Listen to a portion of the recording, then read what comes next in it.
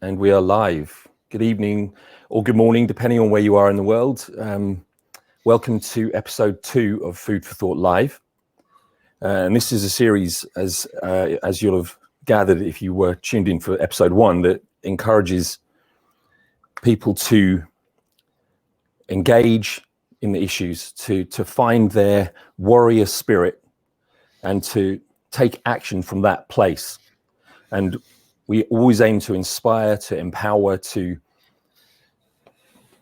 bring us together for our collective cause, which of course we're all part of. So our guests that we invite onto this series do just that.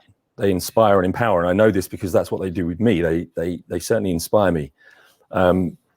These people are thought leaders. They're innovators. They're agents of change. They're forces of nature, and they're heroes. They're those frontline heroes, the warriors of our cause, whatever that cause may be, whether that cause is the lion, the tiger, the elephant, rhino, pangolin, dolphins, or whether it's stray dogs or mice or anything, whether it's the bigger global issues, the planet itself, the ecosystems, the oceans, the rainforests, or the environment that sustains our very existence. We aim to find people who will inspire us all and empower us all to find the warrior within us, and not just find it, but use that warrior to take action. And one of my favorite quotes, which I think ties in beautifully with all of that, is action is the antidote to despair. And my guest today not only does all the things that I've just talked about, but he actually signs his emails off with that quote from Edward Abbey, which is one of the best things for me personally to hear, because I think sometimes we need to find that warrior within to take the action to fight the despair which we sometimes inevitably feel. And this man, this guest, is the living embodiment of all of those things that I've just talked about, including action is the antidote to despair. And it's so therefore my great honor to introduce you to Mr. Louie Psihoyos, director, Oscar-winning director of The Cove, which I know that many of you will have seen and will have been absolutely destroyed by it, the same as I was, and about how important it was. Also director of the incredible new vegan documentary, The Game Changers, Racing Extinction, and the executive director of the Oceanic Preservation Society. Louie, thank you so much for joining me. Oh, Dan, thanks for having me. It's so great to see you again. We were just chatting before the broadcast. I think it's about a year ago that we met in Los Angeles. And we were talking about what an incredible change has taken place in the world since we met, and how that change may last, it may be here for good. And we were actually, all of you guys know, we're making Food for Thought, the documentary, and Louie very kindly agreed to be interviewed. And we were actually all set to come see you, weren't we? We were going to be in California. I think it was about a week after the lockdown finally hit. Right. Yeah, you would have been trapped here. Well, that wouldn't have been a bad thing necessarily. It wouldn't have been a bad thing. But Louie, I am really so grateful to you for joining the session today. And I know that so many of the people watching are really excited to hear from you. And and I'm not just saying it to make you feel good and to big you up as one of our guests. You do really inspire people, and you manage to do it. I guess what I'm trying to say is you seem to have an understanding of the bigger issues, the bigger picture, and then you're able to deliver content, or you're able to take action, as per action is the antidote to despair, which deals with things on a granular level and on a much broader global level. Is that intentional, or what is it that drives you to do what you do? Oh, yeah. I mean, I was talking about it on a walk this morning with my girlfriend, where, it's, I started out, working in media and photography. And, I started out with this kind of a genre of photography called the concerned photographer, where you would try to, this is going to sound Pollyanna or big headed, but you're trying to evolve culture with media. I mean, that's what we were doing. And, back in 1980, when I was the first photographer that they started out at National Geographic, new photographer they hired in over a decade. But the first story I did for them was on garbage. Back then there was only one mandatory recycling program in America. And, after we did that film, I think 44 million people saw that in National Geographic, because they had about 11 million subscribers. About four people saw each issue of the magazine. So, roughly 15% of America. And recycling started to take off, but it was, it wasn't just because of that article. It become part of this chorus, of people talking about these issues. So it's never one thing. You're usually doing things in concert with a movement. But, that's what I wanted to do when I started out with this career. But the idea is, I got really good at what I did, but I, drifted from that into stuff that was like, made me money, but it wasn't giving me soul satisfaction. And now I've rediscovered it with film. The first film that we did was The Cove. And I was like, this is what I'm meant to do. I wish I would have done this decades ago. I think I had fear of, getting into a new career. This was, photography and filmmaking might sound the same thing to a lot of people, but it's not. It's not just, photography at 24 frames a second or 30 frames a second. It's really a different venture. When you take a picture, it's usually me and another assistant or two. Right. Filmmaking, you have this, plethora, as of people that, sound people, Right. The lighting people, the whole gamut. We don't go out the door without 8 people, and so it's much more of a team sport. But then you have 90 minutes you're filling with an arc of a story and music, and but yeah, to answer your question, it's a concerted effort. We go out there with the intention of not just making a documentary, but with the idea that, hey, we want to use this film to try to change cultures at scale. Big difference, like most people are, that are filmmakers, they don't think about, if you I know a lot of Hollywood directors and producers, and I love their films, but their idea of success is usually $10 in a box of popcorn, or 10 pounds in a box of popcorn. We're at the end of the day, we're trying to get people to change behavior. It's a much different goal, because it's not like, oh, that was a great film, recommend it to your friends. No, it's like, you're going to feel different. You come out of seeing The Cove or Racing Extinction or Game Changers, hopefully people will be motivated to change. They won't despair, because they'll start to see we're connecting the dots for them. Like, there's a reason that you feel this way. This is a reason. There's a reason that it, we shouldn't be treating dolphins this way. The films are constructed in a way to hopefully get people's eyes to open up, and then more importantly to do something. Create change. So they're not despairing. Well, Louie, I've got to tell you, when you say hopefully people come away feeling different and it drives behavior, I'm very happy to confirm to you, at least with the Game Changers, for sure, because I went with a crowd of 13 or 14 of us. So I think, in fact, I emailed you when I was going off to see it, one of the premieres in the UK here, and people since then, including actually one of the people who came with us to that premiere, went vegan overnight, and that's not really.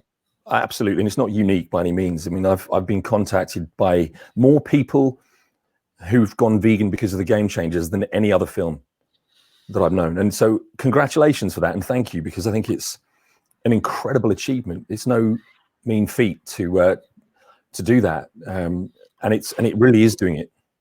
Well, thanks, but again, it's a team sport. So the thank you, goes out to everybody that worked on that film and continues to put it out there, because it's a lot of people, to organize to make a film happen. But thanks for the kudos.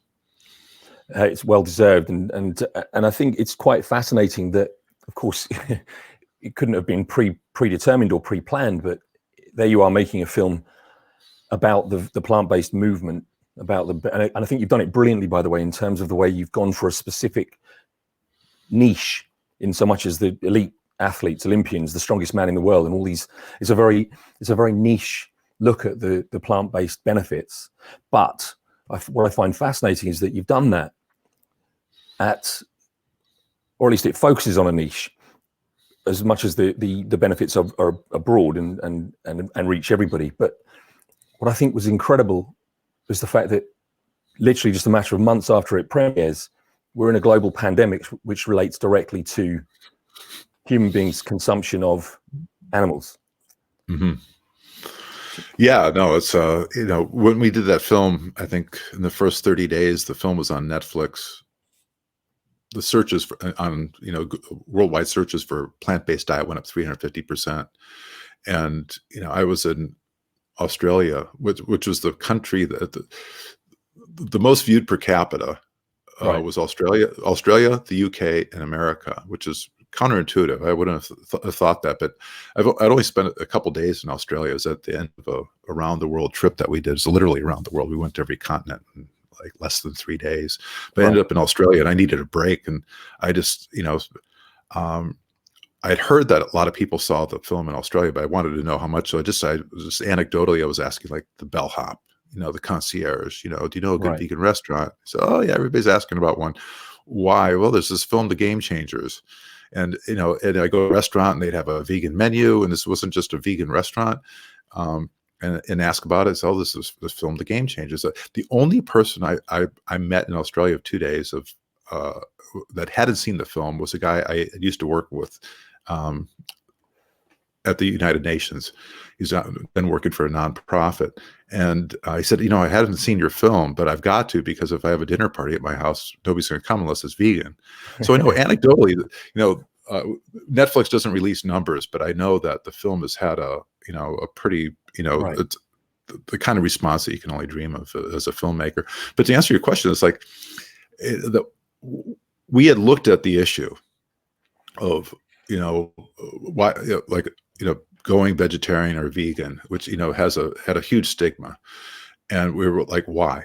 People has literally spent hundreds of millions of dollars supporting organizations, trying to get this message out. And the numbers are stuck at somewhere between, depending on the country, 3% and 5%. It can go up slightly from there. America has been stuck at that. But some of these people that, did a white paper and said, okay, we're spending, hundreds of millions of dollars between us on this. What's wrong with the movement? Because it's not a matter of a bigger billboard. It's not another, picture of an animal suffering, because people don't care.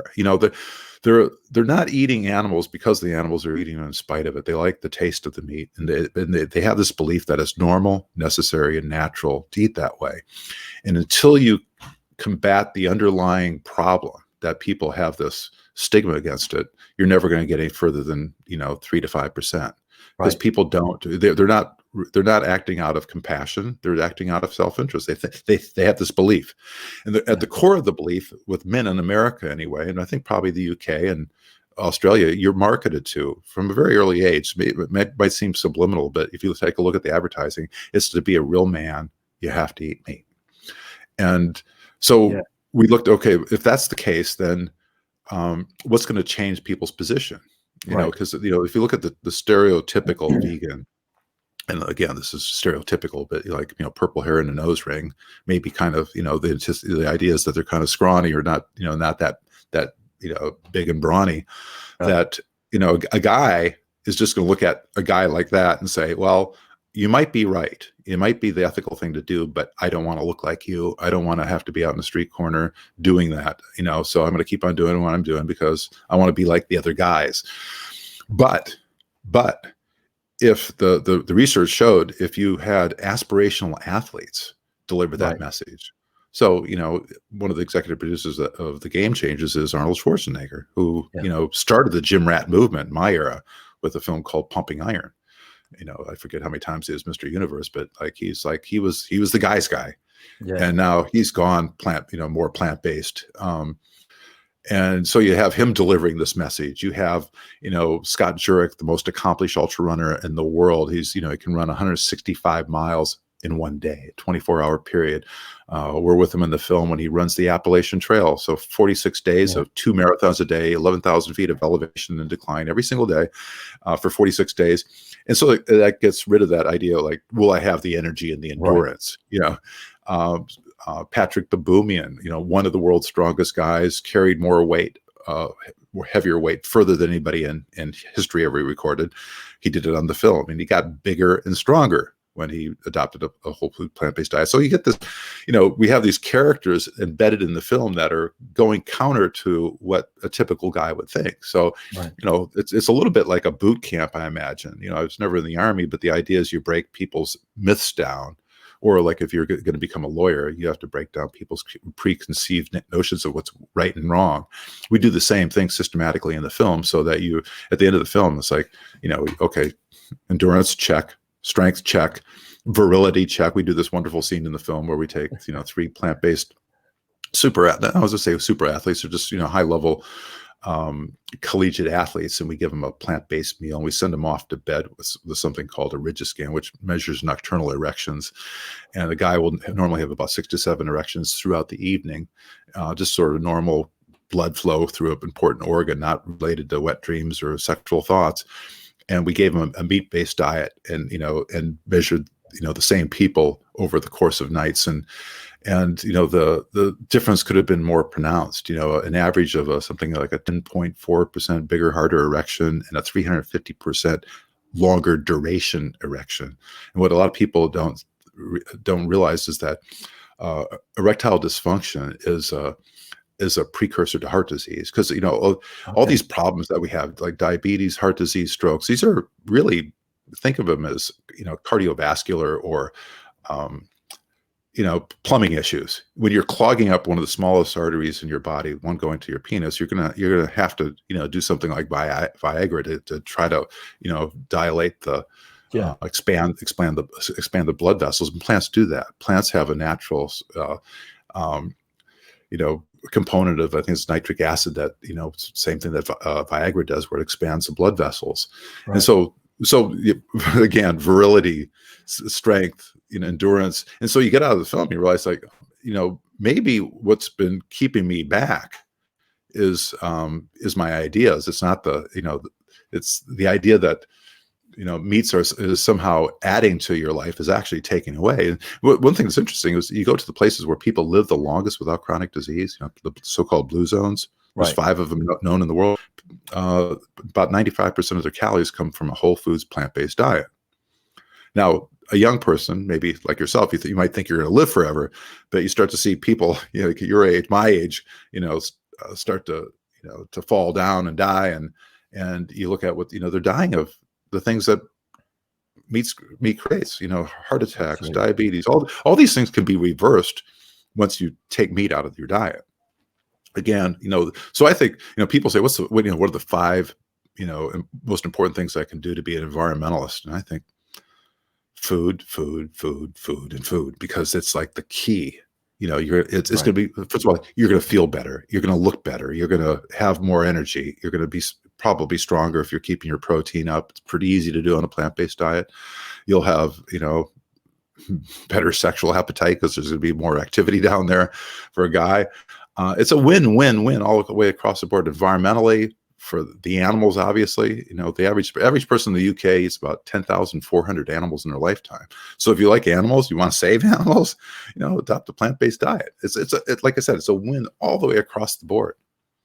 So I mean, it's something that you obviously, with the Game Changers, you set out specifically to exploit those metrics you talked about, those inherently held beliefs that people have, and you set out in a very deliberate way to, as you say, to cause a shift, to dismantle those beliefs, to demonstrate that they're misguided or just plain wrong.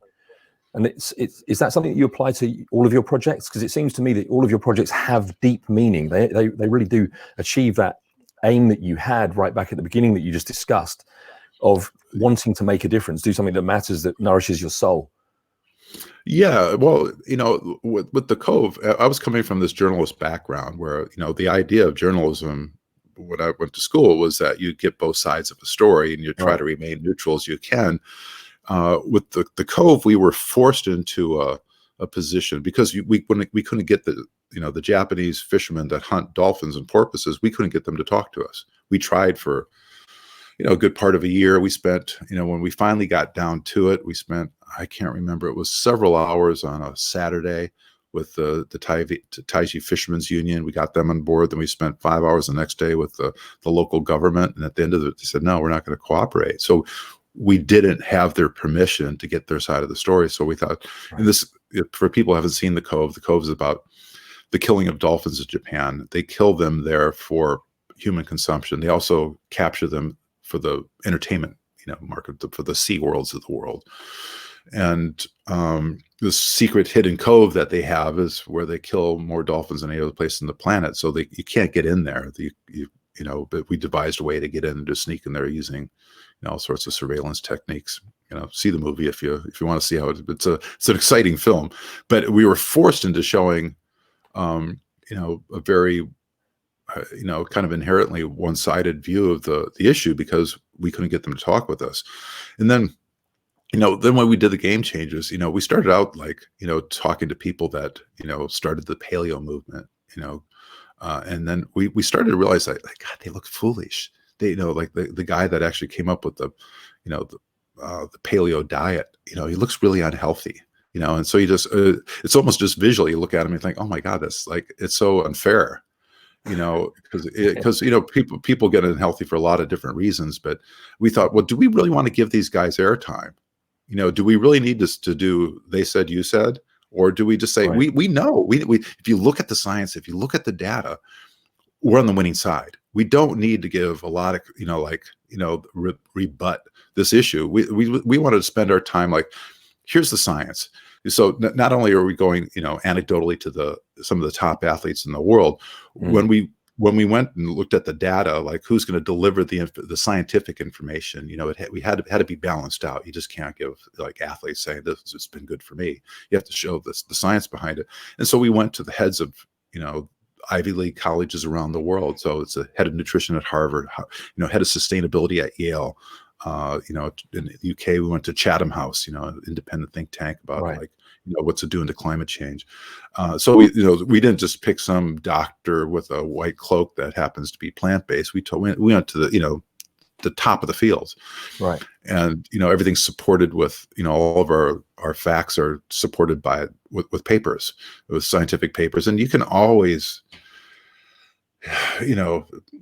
have papers that refute, but the evidence now is overwhelming. It's just overwhelming. We thought, well, do we really need to give 50-50 to if somebody's, with a pedophile, do you need to give do you need to,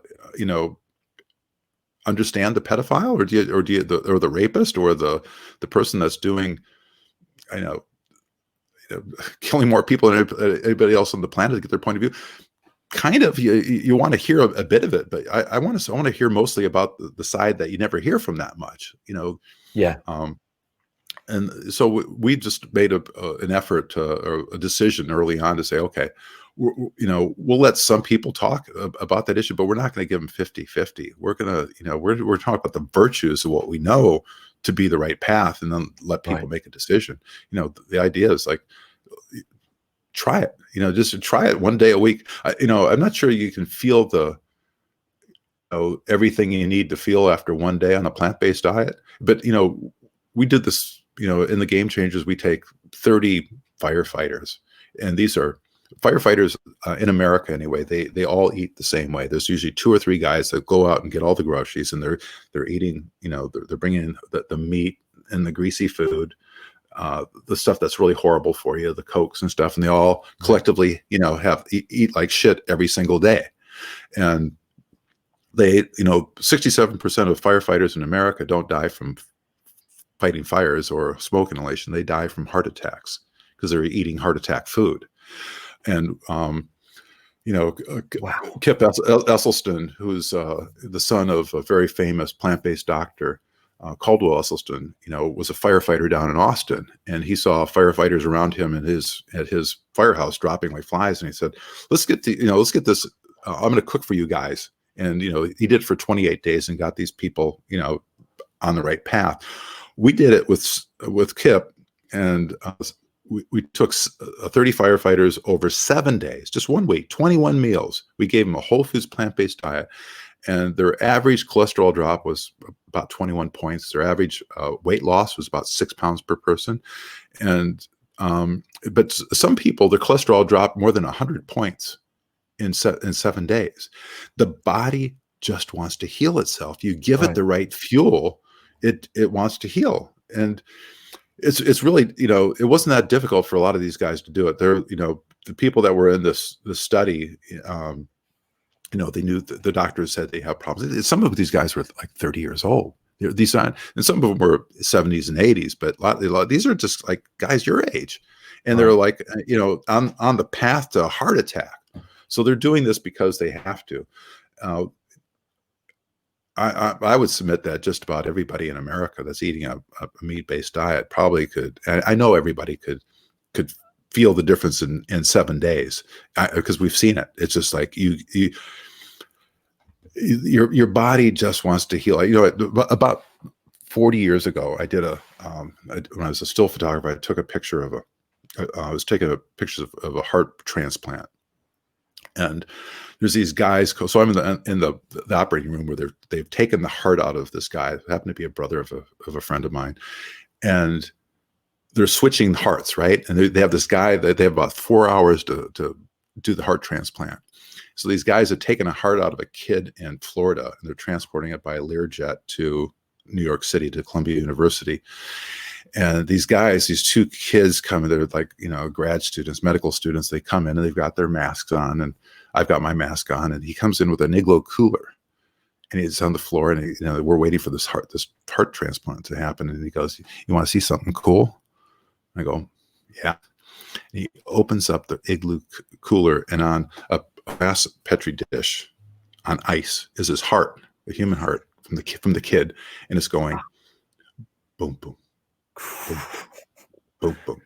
And he looks at me and he goes, "It just wants to live."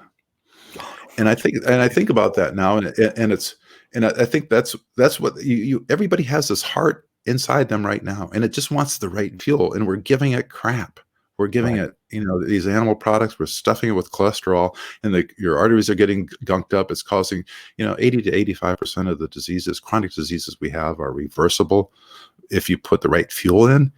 That heart just wants to live, and as soon as you start doing that, you're going to feel better. You're going to have more energy. You'll probably get more strength, and you'll have more virility. So, I just feel like, I feel so much in my heart that it's like, if you could do one thing on this planet, for yourself and for the planet, it's the best thing you could do by far. Louie, do you feel like, what you're talking about fits into this? And by the way, again, I want to say a huge thanks and congratulations to you for being a part of what is quite unquestionably now the biggest surge in growth of the plant-based movement. It's happening for various reasons. In fact, that's what our documentary Food for Thought explores, is those driving forces, hence us wanting to come and talk to you, because your film is part of that driving force that's making that change happen. But aside from that, what do you think has happened recently to create this huge change? Because there's a shift taking place. The growth rate, it's the fastest growing lifestyle choice in the world. It's growing globally. It's growing in places where you wouldn't expect it to grow, as well as the obvious hotspots such as where you live and where I live in Los Angeles, or California and London. What do you attribute this incredible growth that we're seeing now? Well, I think, I've been in the vanguard of a few different movements. Not just the plant-based is really kind of new in the last, I'd say, 12 years for me, 10 years. Just to give you an idea of, like, let's see, I'm trying to think what year this is. So 14 years ago, I had one of the first electric cars in Colorado. There's, I think, 2 other electric cars that I knew of back then. And I was a crazy Looney Tune. And I was, I had 120 solar panels on my roof. So I was generating, all the electricity from, for these 3 cars, actually. It was 3 electric cars. And so I didn't pay for electricity. And I thought, I discovered that, first of all, you're a wacko because you have electric, solar on your roof, and you're a crazy lunatic because you have electric cars. Now you look at it, and you're still a little bit, it's not fringe, but, I was used to being like, oh, well, what's that cost? Or, that's a strange vehicle. Then it's like you back then I had a Toyota RAV, a 100%, like electric Toyota RAV. I said, drive it, and it'd be like, it has pickup. It's an SUV, so it has like size. There's no compromise. And now you have Teslas, which are like, the future. You hop into a Model S and you floor it, and it's like, Lalani Munter, who's a race car driver, getaway driver in our film Racing Extinction, when we picked up our Tesla, we bought a Model S performance vehicle, and we turned it into like a Bond vehicle. It had electroluminescent paint job. We changed the color with the flip of a button. We have a forward looking infrared camera that comes out of the front, where the engine would be on a normal internal combustion engine car. We have a 20,000 lumen projector that comes out of the back there. We can project in real time on skyscrapers or mountains and disappearing license plates. But when we drove that car off the Tesla lot, she turned to me, and this is a race car driver. She races cars at NASCAR at 200 miles an hour. She turned to me and said, every other car on the road just became a relic. and okay, that was 13 years ago. That I started driving electric cars, but now it's when you're at that edge, you're first you're the lunatic, right? And then all of a sudden it becomes like, we're at that curve now where it's becoming mainstream. So I've seen it happen with, recycling and garbage, when people weren't recycling in America, to like, oh, it's you go to every office and hotel, they have, recycling's there. And if you don't do it, you're kind of a pariah, right? So what's going on with food is the same kind of thing. We're seeing this, like, people have been talking about it. I'm not the first person to talk about it, not the first person to to do a movie on it. But I think we're starting to see that the word's getting out. The science has been out there for decades. Right. But, you ever talk to a scientist about these issues? I do this all the time. And a lot of scientists are, some of my best friends. And, but, a scientist is usually trying to get published in a paper published. And they're almost unreadable, right? Because they're talking to their peers. They're talking to another PhD, and even when they're talking to you and I, like you're at a bar talking, and like they're just like normal guys. As soon as you turn on a camera, they become like, oh, now I'm really talking to my professor and the 6 other people I want to feel smart to, and so they become like this. They can become, they lose all their mediagenic qualities when the camera rolls on, because they're in their head, they're like a scientist. They have to, because they think this is who I have to impress. But I think what we do as filmmakers is we're trying to distill that information that they're delivering and make it palatable. And I think that's what's happening right now. The films are getting out. Their science that they've been doing for decades is getting out, and celebrities are probably adopting the diet. We have like 42 executive producers on the Game Changers, and we have like, Lewis Hamilton, the #1 Formula One race car driver in the world. Like I mentioned before, Arnold Schwarzenegger, James Cameron and his wife, there's all, a huge bunch of Jackie Chan. And so, they all want to support the movement, but each one of those people has, access to, millions, if not tens of millions of potential people. So they start, putting it out on their Facebook blog or their Twitter account or whatever, see this film. I think that's why we're seeing a blip recently, is, partly because of the Game Changers and all the celebrities driving, their followers to this information. But it's certainly not new. I mean, the blue zones have been around since the late 1800s. We just didn't know about them. It's journalists popularizing it, like Dan Buettner. There's a lot of reasons, but these movements it's never just like one film or one book or one study. It's always it's a chorus. And then once you've hit that, there's some really good studies that show that once you have 10% of the population 100% committed to an idea, that's the tipping point. It's not 50-50. It's like, I always think, oh, the balance is like a teeter-totter. Like as soon as you get 1 pound over, it's going to switch over. It's Right. not like that at all. It's like you're stuck at 2 and 3% for freaking decades. But then once you get to that 10% number, I called the lead author of this paper, it was like The Science of Social Change. I read the article and that he had like 3 pages of math algorithms of like how social movements work. And I'm not a big math person. I said, well, give it to me in lay language. And he said, well, it's like if you're trying to boil water, you'll never be able to do it until you get, the temperature up to 100 degrees Celsius or 212 degrees Fahrenheit, same thing. And he said 10% of the population, 100% committed, is the boiling point, the exchange of social ideas. And then it started to make sense. That's why, probably garbage started to take off. Is like, and every time we're all just slightly turning up the heat, in our channels, our media channels. And what you're seeing right now is that it's starting to come up to a boil. And I think what the meat industry is scared about and the dairy industry is scared about is that once you get this information, you can't put it back in the bottle. You can try to stifle it. You can try to pour cold water on that steam, but it's just going to keep on boiling up. And the facts are just overwhelming when you start looking at them. I mean, just last week I was reading, like, in America, I think it's illegal in Europe, but in America, we feed chicken shit to cattle. Right. That's why. I mean, like, this stuff is full of disease and it's horrible. It's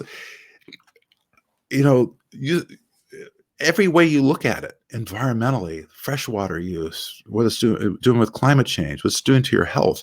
When you start looking into it, in America, you can't go to a CAFO, these confined feeding operations where your food comes from. There's laws. We have laws here that, make it so that it's illegal to be a whistleblower showing how unsafe the food is. Yeah.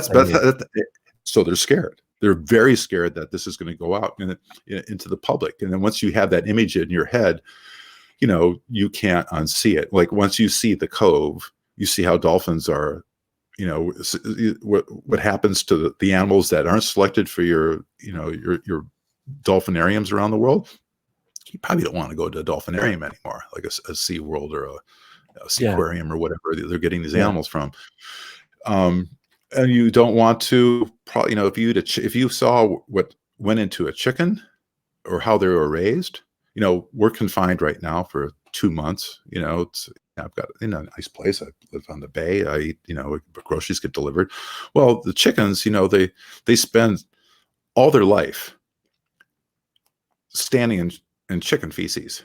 If you go into one, and I've been in one, I've been to several, and you open up the door to a room where they have hundreds of thousands of chickens.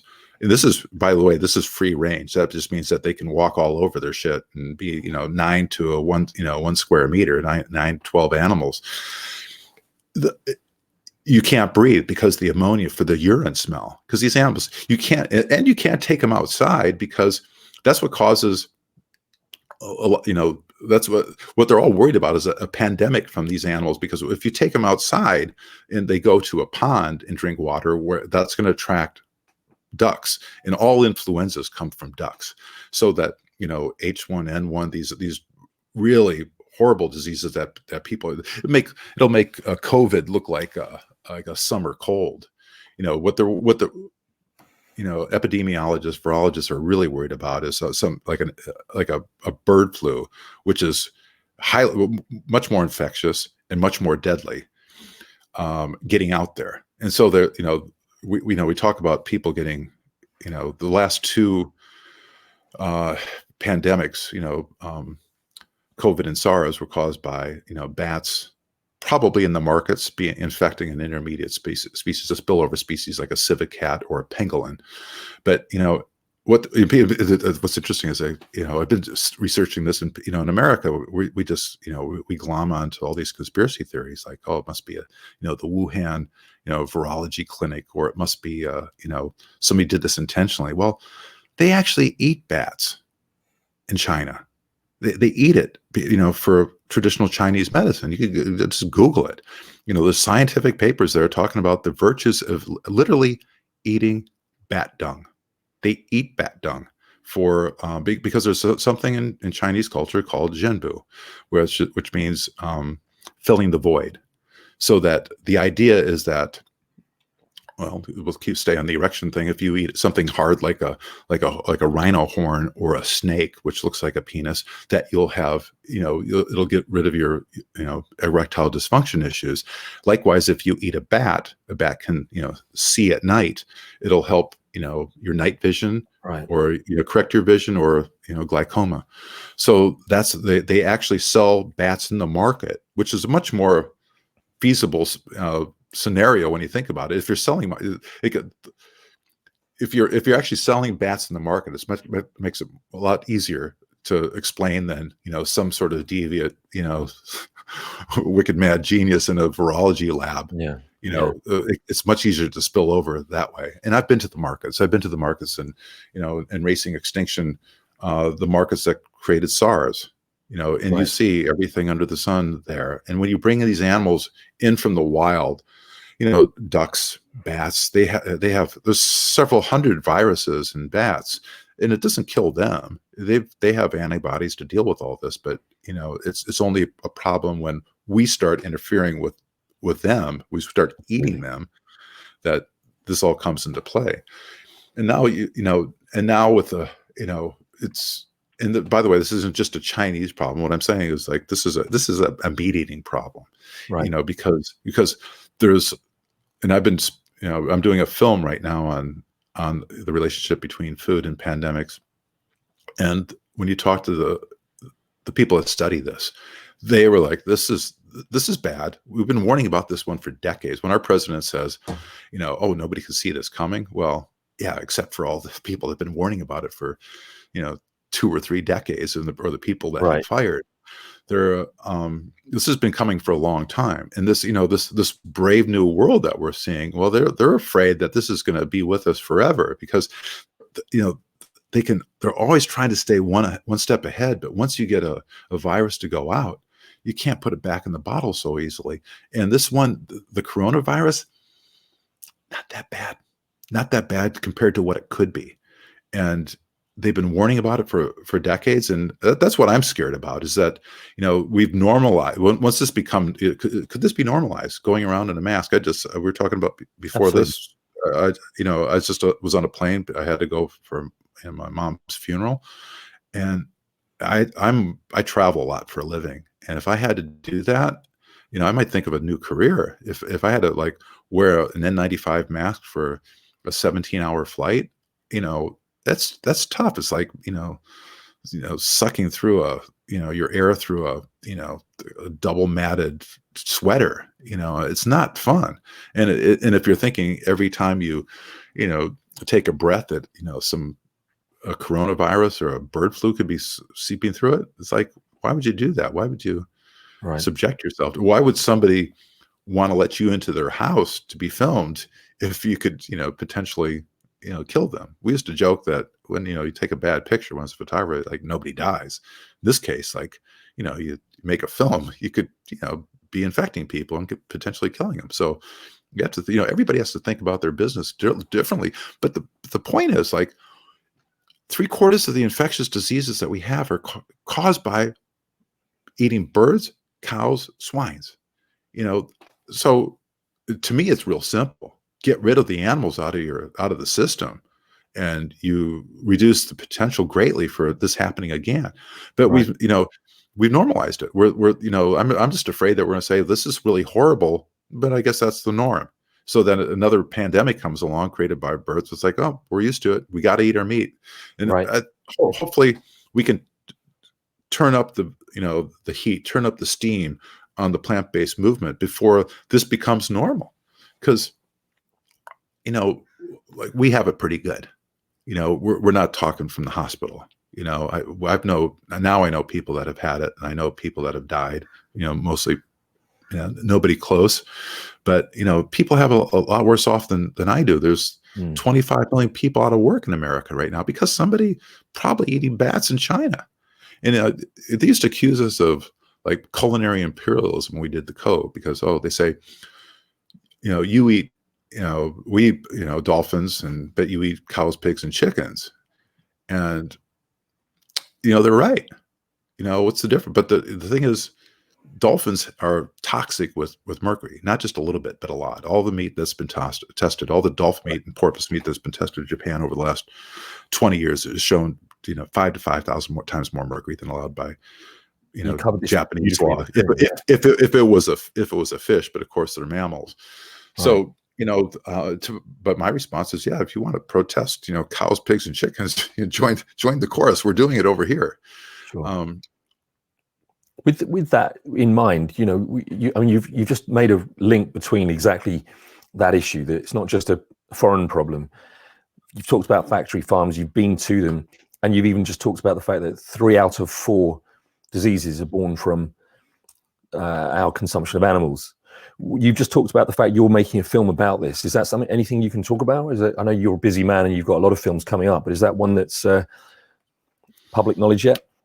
Yeah, we're working. I've been doing it, because of the success of the Game Changers. I've been working on a film a series I'm calling Food 2.0, and it's about the plant-based. There's a lot of things we couldn't talk about because the Game Changers was focusing in on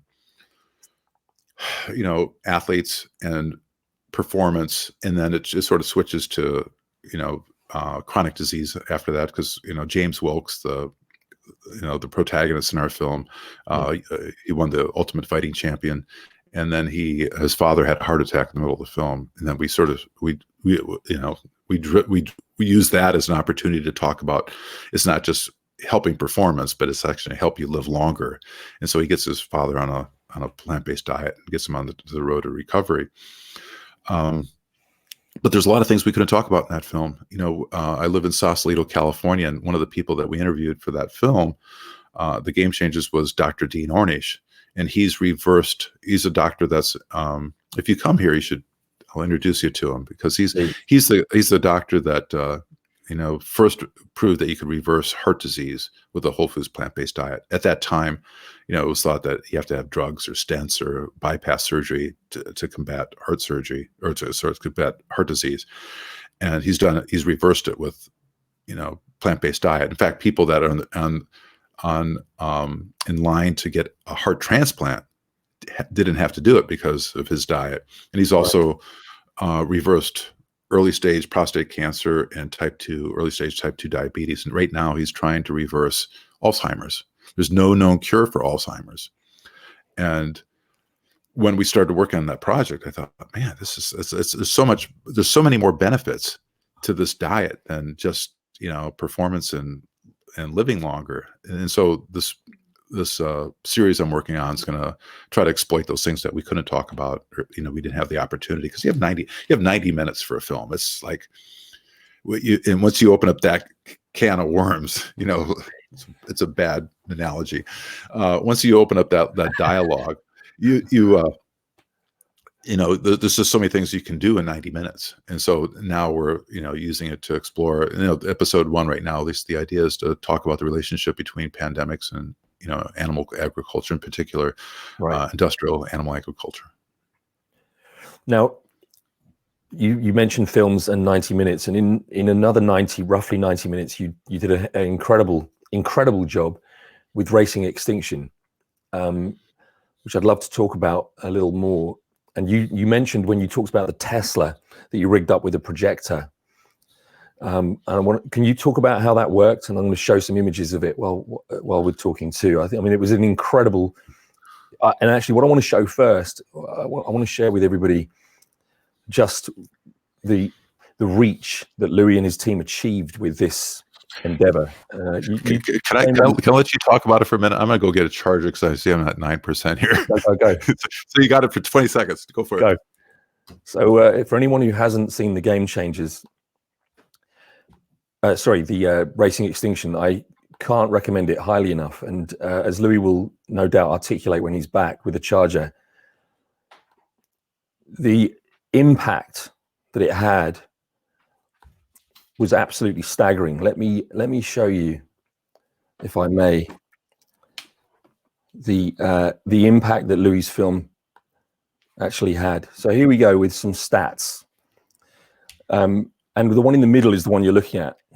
I mean, actually, they're all fascinating. So we've talked about the Cove a little bit, and you can see there, since its release in 2009 and subsequent Oscar win in 2010, congratulations again, 50 plus million. And I dare say those numbers are going up constantly because it's one of those films that just doesn't age. But in the middle there, you can see viewers reached by the Vatican projection event. Now, this is where Louie was referring to the Tesla rigged up with a projector. I'm going to show you some images of this, and it's staggering and brilliant. And as you can see, the numbers there, 4.4 plus billion. That's well over half of the population of Earth. What was the thinking behind this, Louie? How did you come up with this idea? Well, we knew that, like I said, to create social change, you need 10% of the population 100% committed. And we thought, well, how can we get as many people to see the film as possible? And what we did was we aligned with Discovery, which is the biggest network in the world. They have access to about 2.5 billion people. Right. And they released the film. They did something unprecedented. They showed the film over multiple channels that they have, Animal Planet, Discovery, et cetera, et cetera. There's like 6 or 7 major networks that they have. And they released them at the same time in 220 countries and territories around the world.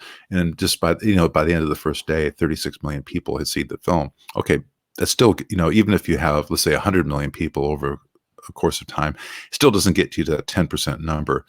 Right. But we thought if we did something really big and audacious by putting endangered species onto iconic buildings, that we could get more people to see it.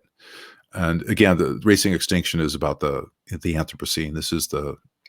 There's been 5 major extinctions in the history of the planet. We're going through a 6th one right now, but it's caused by humanity. We're set to lose, by some estimates, half the species on the planet by the end of the century. And this to me was, the biggest problem in the world, bar none. I would say even probably bigger than the current problem, and with COVID, or any kind of financial problem, because we're one species, and I, for one, don't think that, we're, I think we're part of a human web. I don't think we're on top of it. We're, I mean, we could get into that, but I just, I think that we have a responsibility, with this oversized brain of ours, to try to, leave the planet as least as good as we found it. But we're not doing that. We're doing what no wild animal will do. We're following our own nest. If you look at all the drivers of extinction, habitat destruction is the biggest one. That's because of the raising of meat for human consumption that creates more havoc with the natural world. If you look at, the palm forest of, the palm forests that are being put up in Malaysia or in Indonesia, it's all created by, Americans wanting food. You look at the destructions of rainforest in South America, that's for, growing crops for animals that we're in turn going to eat. You look at, overconsumption, invasive species. It's all created by, people eating animals. So where were we going with this? So we wanted to call attention to species extinction, but remember, 5 years ago, 6 years ago, when we made that film, this wasn't on the tip of everybody's tongue, the Anthropocene.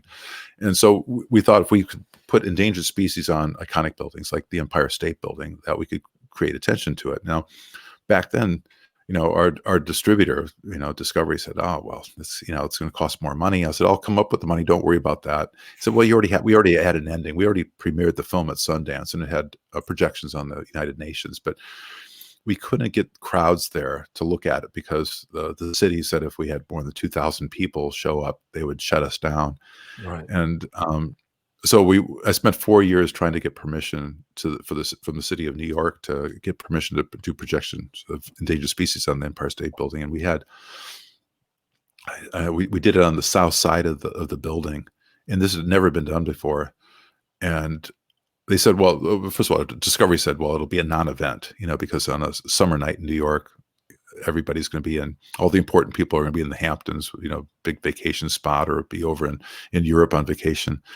And we had, I think we did it on a Saturday night.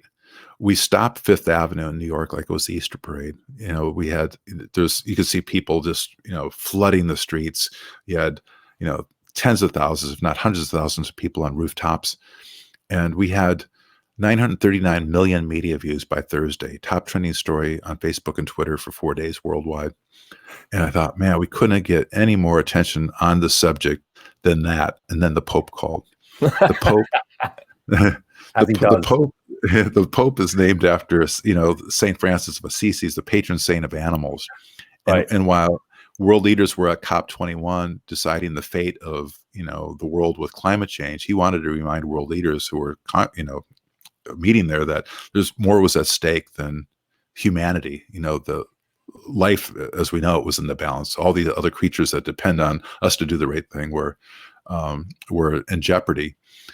And we had, like I said, I think we had 4.4 billion media views. We had St. Peter's Square had, I think, 225,000 people that night. They had, we had 600 media there, and of course, everybody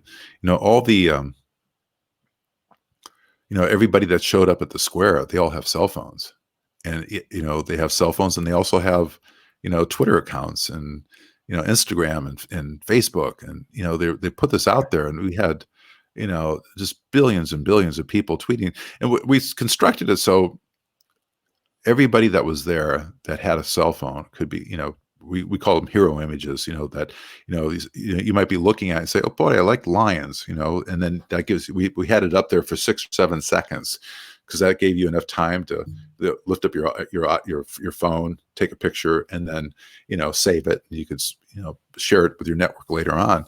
So we figured out a way to sort of break through the ceiling that you have if you only do a film, or if you paying for an advertisement. And that's basically by taking over, hijacking the media system to use it for public good.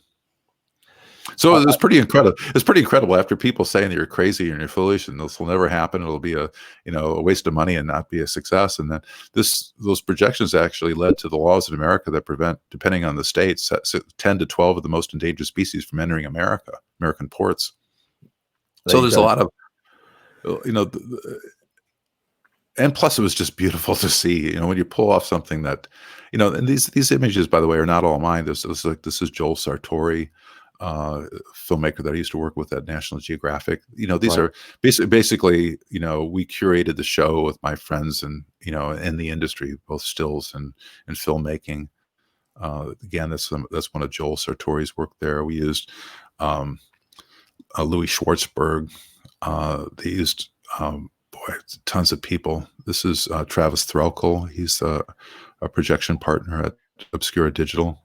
I think one of the key things to point out to you guys watching this is this isn't Photoshop. This is the Vatican lit up with these images. This is actually real. These are all real images of the Vatican. That is, it's just astonishing. And what I want to go right back to the very beginning when I introduced you and talked about the Edward Abbey quote that you have on your email sign off. Action is the antidote to despair. So here you are, guys, listening to an Oscar-winning filmmaker who's just said, when all you can do is make a film, not mentioning the Oscar-winning bit, he looks for the next thing to do. And here it is. This, like you said, hijack the media and get to 4.4 billion people instead of 50 plus million. It's staggering and incredibly impressive stuff. Well, thanks. Again, I have to point out that this is a great team of people. We worked with Vulcan Productions. This is Paul Allen. Paul Allen was the co-founder of Microsoft, and he has a foundation, and he helped us with the media campaign. We still work with them. We continue to show racing. Racing Extinction has become one of those films like they haul out The Wizard of Oz for Halloween. People haul out Racing Extinction for Earth Day. It's become like this sort of a meme. Right. And it's like, you have to, which is wonderful. I spent, the 2 weeks, on either side of Earth Day doing a lot of Q&As and talkbacks, and they showed it. They trotted it out on Discovery again. So it's become kind of a. Somebody says, "Is Racing Extinction on Netflix, other platform?" Not seen I it just yet. wanted to throw that up. Adam, my good friend Adam, has asked this question, and it seems very pertinent right now as you're talking about it becoming an Earth Day tradition. Where can people see it? Where can people see Racing Extinction? I believe you can see it on Amazon and Apple. Great. There you go, Adam, and everybody else. Yeah, it's a fun film. It's like a cross incredible. between watching too many James Bond movies and Jacques Cousteau specials. Well, it works, as do all of your movies.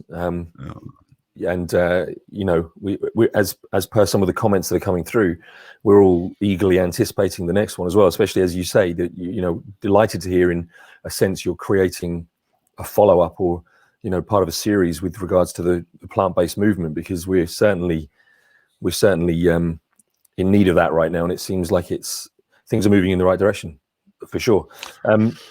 I love the fact also, because you talked about Lewis Hamilton being one of your exec producers, and obviously he features in the Game Changers too, and that also ties back in beautifully with what you originally talked about regarding Arnold Schwarzenegger, with the whole macho image. And you got, as you said, the advertising slogans for decades and decades, you've got to eat meat to be a man.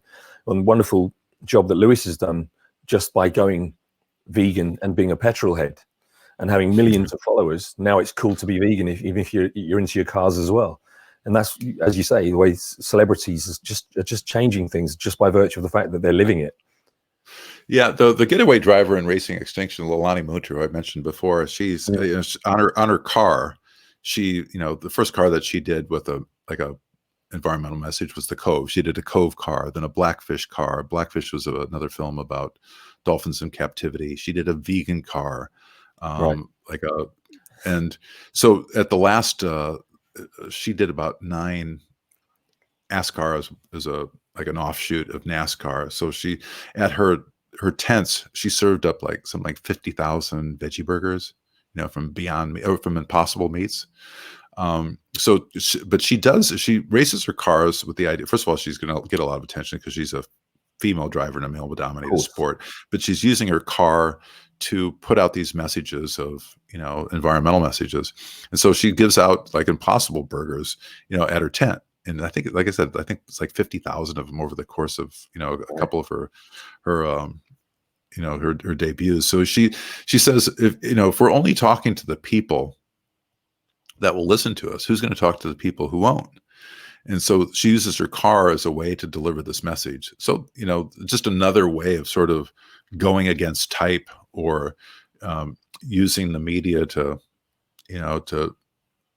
leverage this position that she has. Absolutely.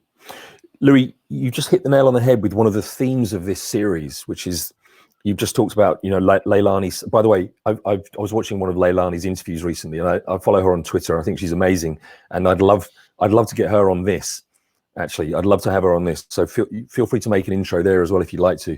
But you said that she's talked about who's going to talk to the people who won't listen to us, and that's one of the themes of this endeavor, is that we want to leave people with a call to action, with something they can do, a tangible thing they can do to reach out. And I think you give people that with your films.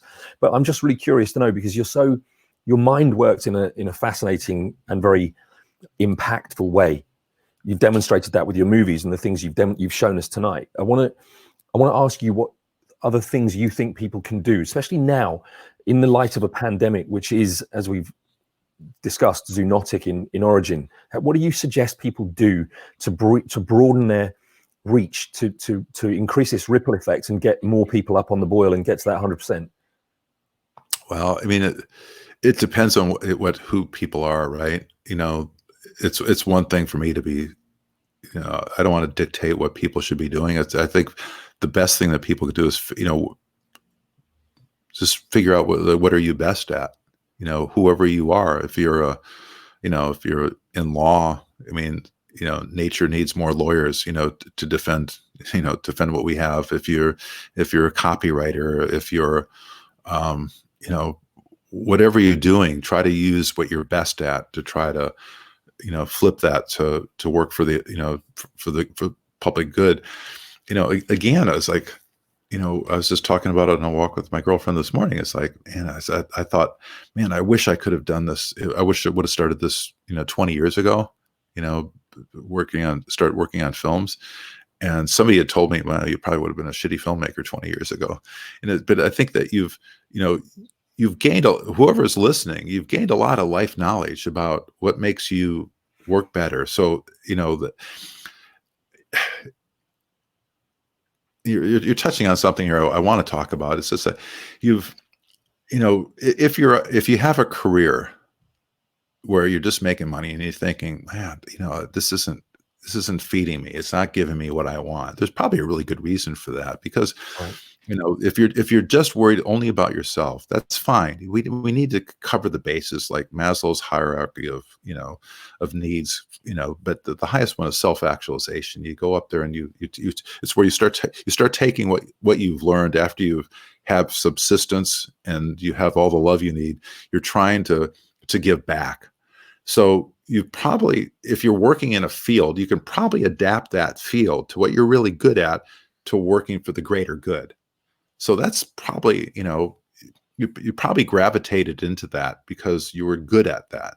But now if you can just sort of switch to, doing it less about ourselves and more about the public good, I think there's a lot of people out there. I mean, I'm saying this, I'm thinking, man, the first responders, man, they do that for a living, or the policemen or the firemen. And I mean, there's people that are but there's a lot of people that aren't in public service,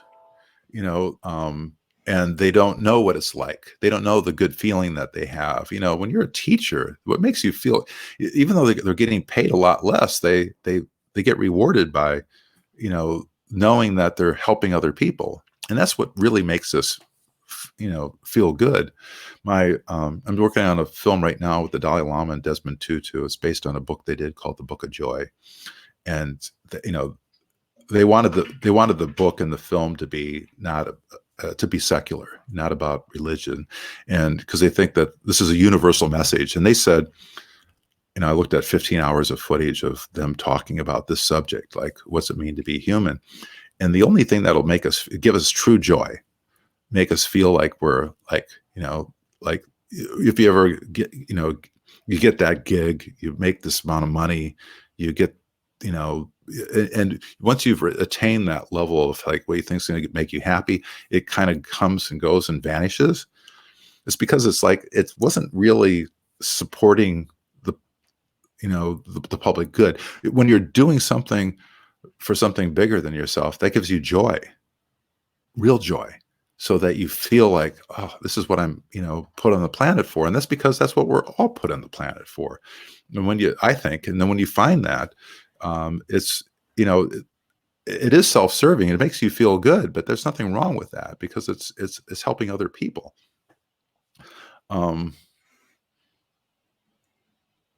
Louie, I think, as per some of the comments on this this stream, I could listen to you all evening, and as much as I want to, I think what you just said is the most powerful and important and beautiful message, by the way, beautifully articulated as well, to leave people with. And because of and I'm not just saying I could listen to you all evening to be nice. I'd like you to come back if you'd like to. We're going to run this series for some months, maybe longer, who knows, because we keep getting approached by people. You're going to put me in touch with the Pope, obviously, and Buddy the Pope, yeah. There you go. I mean, so I really mean it. I'd love for you to come back, because I think it's clear that people are really engaged with what you say, and you've got so much to offer. But what you just said, I don't think could be more profoundly powerful than to turn what you do, instead of being for yourself, for the greater good, which you are, again, the living embodiment of. You're the epitome of that. And I thank you. And I know that I speak on behalf of everybody watching, and millions, probably billions of others, when I say that, because you really are the epitome of it, and you're making such a huge difference. And there's such a huge part of me that's saying, no, keep talking. Ask him another question. But that, I think, is the most perfect end, what you just said to people. And I want to leave them with that message, if I may. Sure. because I can't imagine putting it a better way and leaving people with a more empowering, inspiring message, which is exactly what this is all about. So I can't thank you enough.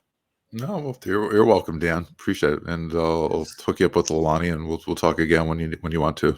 We will, and to all of you guys watching and commenting, thank you so much. What we didn't talk about this evening was the Oceanic Preservation Society, which we really must have you back on to talk about, because what you guys do through that, and Louie is the executive director of that organization, that charity. I think it's incredibly important that people go check that out, and I will point you towards that web address.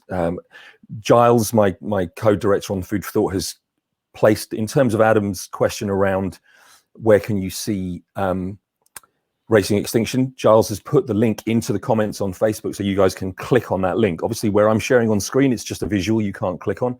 Giles has put the link, so please go check out Racing Extinction. Don't wait till Earth Day to do that. I promise I'm going to get Louie back on, because I know that you guys probably are going to want to throttle me right now for ending this, but I just can't think of a more profound and beautiful way to do it. There's nothing I can say that I think is more poignant than what Louie just said. So Louie, once again, thank you so much. To all of our viewers, thank you so much.